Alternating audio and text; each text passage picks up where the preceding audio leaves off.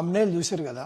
So most recent టైంలో నేను ఇన్స్టాగ్రామ్లో యూట్యూబ్లో వీడియోలు చూస్తూ ఉంటే ఒక పర్టికులర్ ప్యాటర్న్ అర్థమైంది. మెజారిటీ ఆఫ్ ద పీపుల్ వాళ్ళు వాళ్ళ వ్యూస్ పెంచుకోవడం కోసమో లేకపోతే వాళ్ళకి కమెంట్లు కొడితే మోర్ అండ్ మోర్ పీపుల్కి ఆల్గారిథం సపోర్ట్ చేసి ఇంకా వేరే వాళ్ళకి కూడా తీసుకెళ్ళి వీళ్ళ వ్యూవర్షిప్ పెంచుతానో ఎందుకో తెలియదు. కానీ చాలామంది ఈ జాబుల గురించి, జాబ్ పోస్టింగ్ల గురించి, రెజ్యూమ్ల గురించి టూ మచ్గా ప్రచారం చేస్తున్నారు.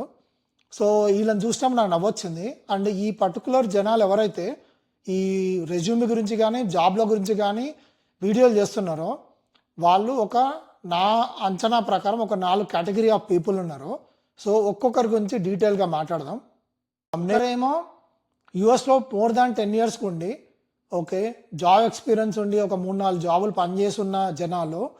సో వాళ్ళు సరే జాబులు ఇట్లా కొట్టాలనో లేకపోతే రెజ్యూమ్ ఇట్లా ఉండాలనో లేకపోతే రెజ్యూమ్కి హెల్ప్ చేస్తానో ఎవరైనా చెప్తే నమ్మడంలో ఒక మీనింగ్ ఉంది, ఒక అర్థం ఉంది. ఎందుకంటే వాళ్ళు మోర్ దాన్ 10 ఇయర్స్గా యూఎస్లో ఉండి జాబ్ చేస్తూ ఆ ఎక్స్పీరియన్స్ ఉన్నోళ్ళు కాబట్టి అట్లీస్ట్ కొంచెం ట్రస్ట్ చేయడానికి ఒక మీనింగ్ ఉంటుంది. ఎందుకంటే వాళ్ళకి నాలెడ్జ్ ఉంది చెప్పడానికి.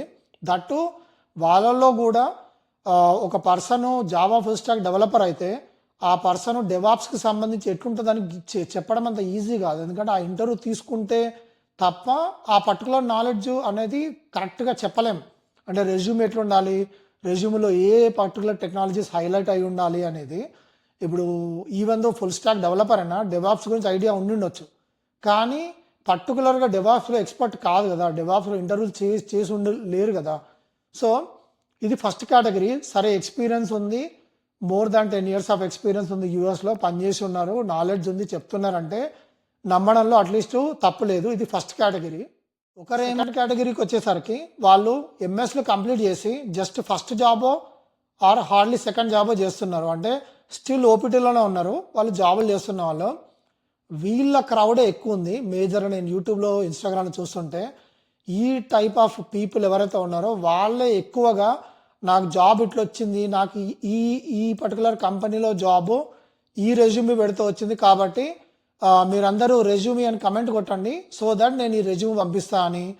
ఇంకా కొంతమంది ఏంటంటే నీకు రెజ్యూమ్ ఎట్లా సెట్ చేయాలో నేను హెల్ప్ చేస్తా, సో హెల్ప్ అని చెప్పి కొట్టండి అని, లేకపోతే నీకు జాబ్ ఇప్పిస్తా జాబ్ అని కమెంట్ కొట్టండి అని. ఇట్లాంటి పనికిరాని థింగ్స్ చాలామంది చేస్తున్నారు, పర్టికులర్గా ఓపీటీలో ఉన్న క్యాండిడేట్స్.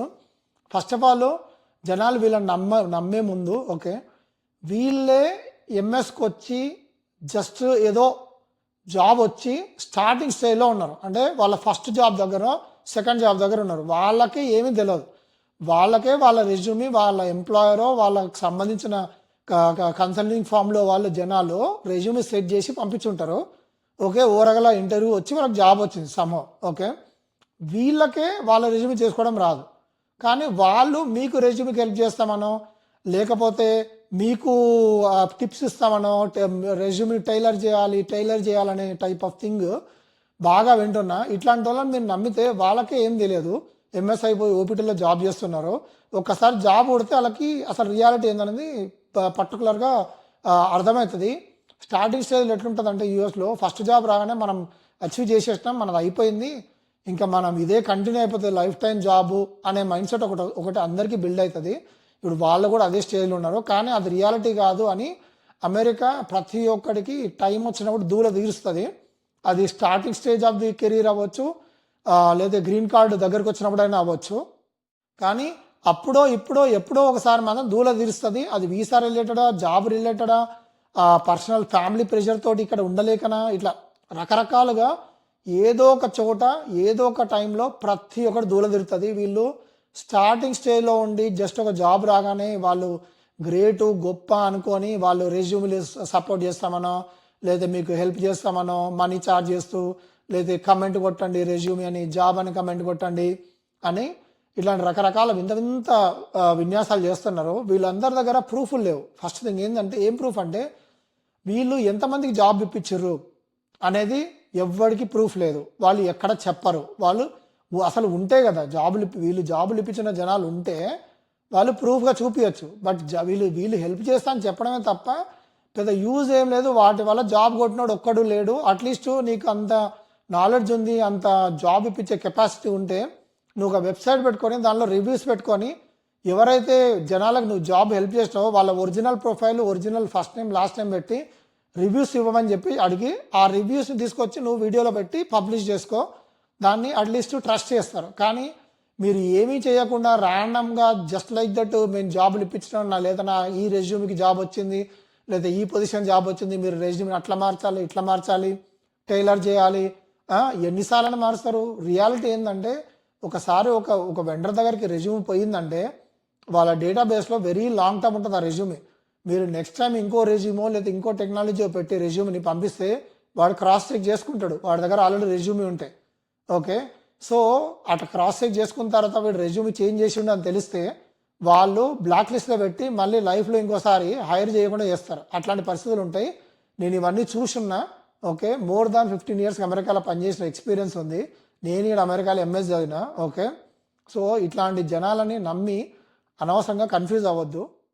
నెక్స్ట్ కానీ వచ్చేసరికి జస్ట్ ఎంఎస్కి వచ్చిన వాళ్ళు అంటే వీళ్ళు ఇంకా జాబ్ కూడా చేయలేదు. ఓకే, నేను రీసెంట్ టైంలో ఇన్స్టాగ్రామ్లో చూసిన చాలామంది ఎంఎస్కి వచ్చిన స్టూడెంట్స్ వాళ్ళకి ఇంకా ఎంఎస్ కూడా కంప్లీట్ అవ్వలేదు.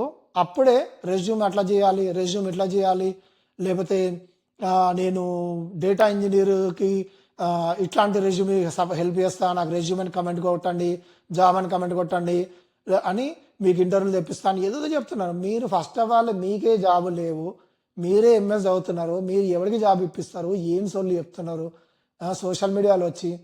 ఓకే, ఇట్లాంటి జనాలు కూడా అసలు నమ్మొద్దు. సో ఈ 4th కేటగిరీ వచ్చి ఇది ఒక వింతైన కేటగిరీ. వీళ్ళు ఫస్ట్ ఆఫ్ ఆల్ మిగతా 3 కేటగిరీ ఆఫ్ జనాలు అట్లీస్ట్ అమెరికాలో ఉన్నారు కదా, ఈ 4th కేటగిరీ ఆఫ్ జనాలు అసలు అమెరికానే లేరు. ఓకే, రీసెంట్ టైంలో ఇన్స్టాగ్రామ్ స్క్రోల్ చేస్తుంటే ఒక వీడియో వచ్చింది. వాడు ఇండియాలో ఉన్నాడు. వాడు అమెరికాలో ఇంటర్వ్యూస్కి రెజ్యూమ్ ఎట్లా ప్రిపేర్ చేసుకోవాలి అనేది నేను చెప్పి హెల్ప్ చేస్తున్నా, నేను జాబ్లు ఇప్పిస్తున్నా అని ఇండియాలో కూర్చొని మాట్లాడుతున్నాడు. వాడే అమెరికాకి రాలేదు. వాడు రెజ్యూమ్లోకి హెల్ప్ చేస్తా లేదా ఇంటర్వ్యూలు తెప్పిస్తా అని వాడు మాట్లాడుతున్నాడు. సో అసలు ఎంత వింతగా తయారైనంటే జనాలు ఇట్లాంటి కేటగిరీ ఆఫ్ రకరకాల జనాల వల్ల ఒక డెస్పరేట్గా జాబ్ కోసం చూస్తున్న స్టూడెంట్కి ఎంత మెంటల్ ప్రెషర్ పడుతుంది. అని ఎవరిని నమ్మాలి?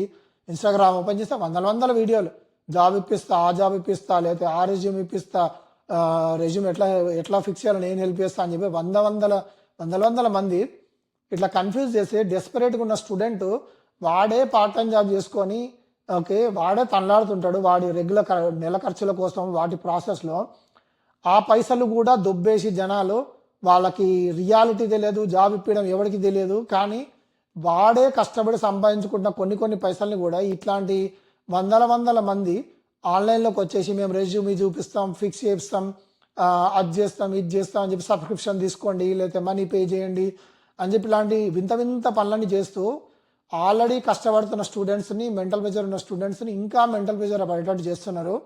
సో ఈ జనాలన్నీ నమ్మొద్దు. మీరు ఓన్గా రెజ్యూమ్ పెట్టుకొని మీ ఓన్గా మీకున్న టెక్నాలజీ ఏదైతే నాలెడ్జ్ ఉందో ఆ టెక్నాలజీ పెట్టుకొని ట్రై చేయండి. వర్కౌట్ అవుతుంది, లేకపోతే లేదు.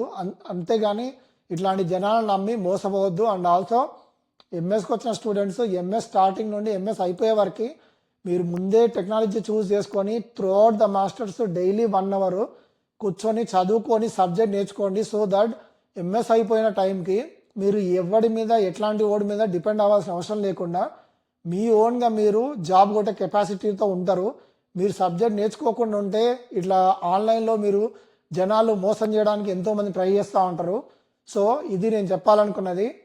మీకు ఈ పర్టికులర్ టాపిక్ మీద ఏమైనా కమెంట్స్ ఉంటే కమెంట్లో పెట్టండి. Thank you. See in the next video.